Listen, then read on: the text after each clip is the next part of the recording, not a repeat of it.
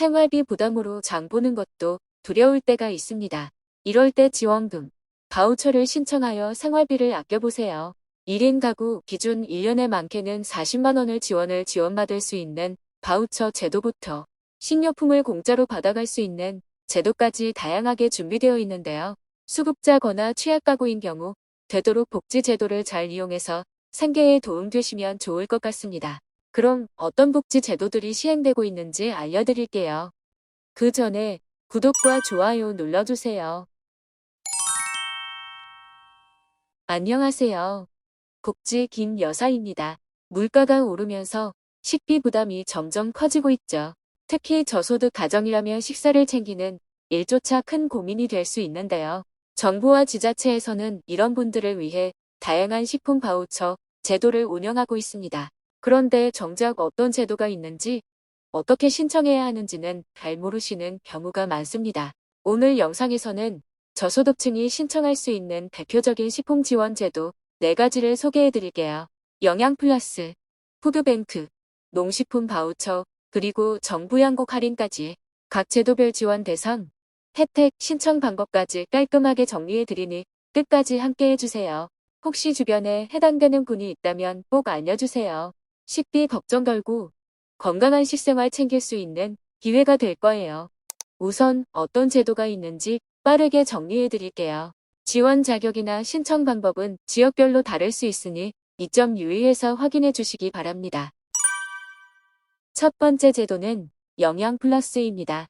영양플러스 사업은 지자체별로 시행하는 아동복지 제도로서 영양 상태가 취약한 대상을 위해 영양 섭취 상태 개선을 위한 영양교육을 실시하고 영양위험 요인을 해소하는 데 도움이 되는 보충식품들을 일정 기간 지원하는 제도입니다.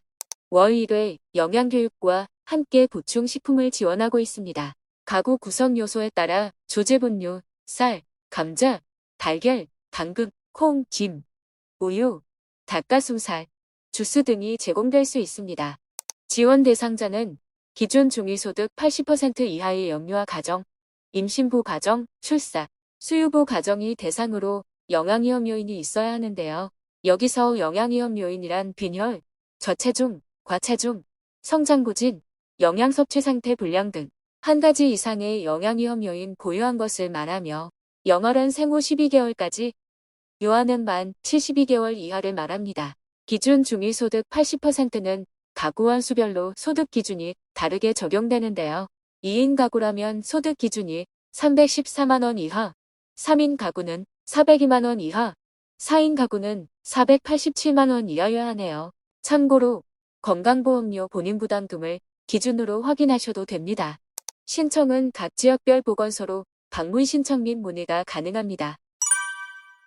두 번째 제도는 푸드뱅크입니다. 푸드뱅크란 기업 및 개인으로부터 식품 및 생활용품을 기부받아 결식아동, 독거노인 등 저소득 소외계층에게 지원하는 물적 나눔 제도입니다.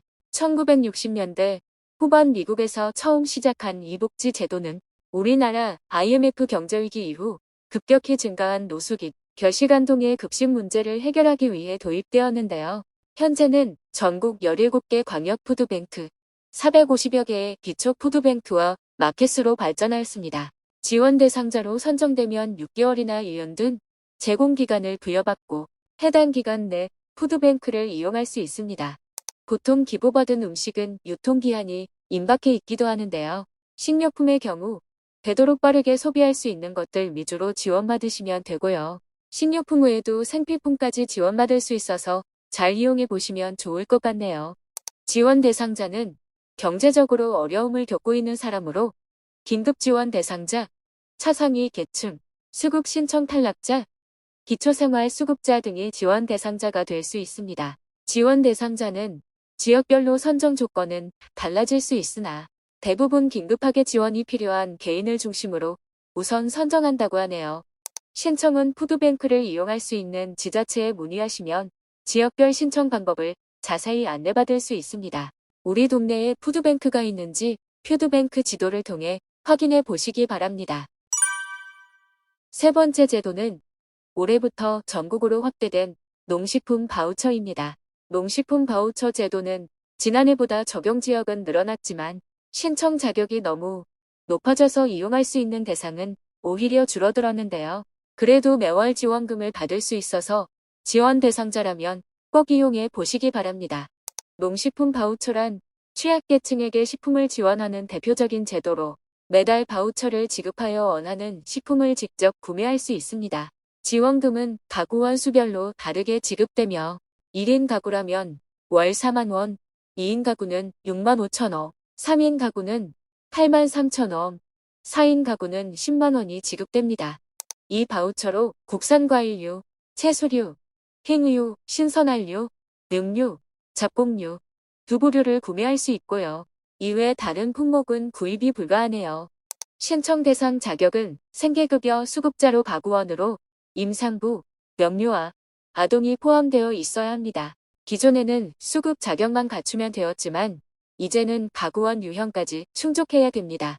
그리고 신청 지역은 전국 대부분의 지역에서 신청할 수 있게 되었는데요. 다만 다음 18개 지역에서는 신청이 불가합니다.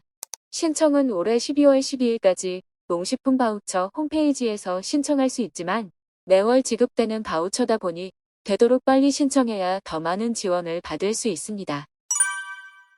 네 번째 제도는 쌀 할인 제도입니다. 흔히 정부 양곡 할인, 바람이라고도 하는데요.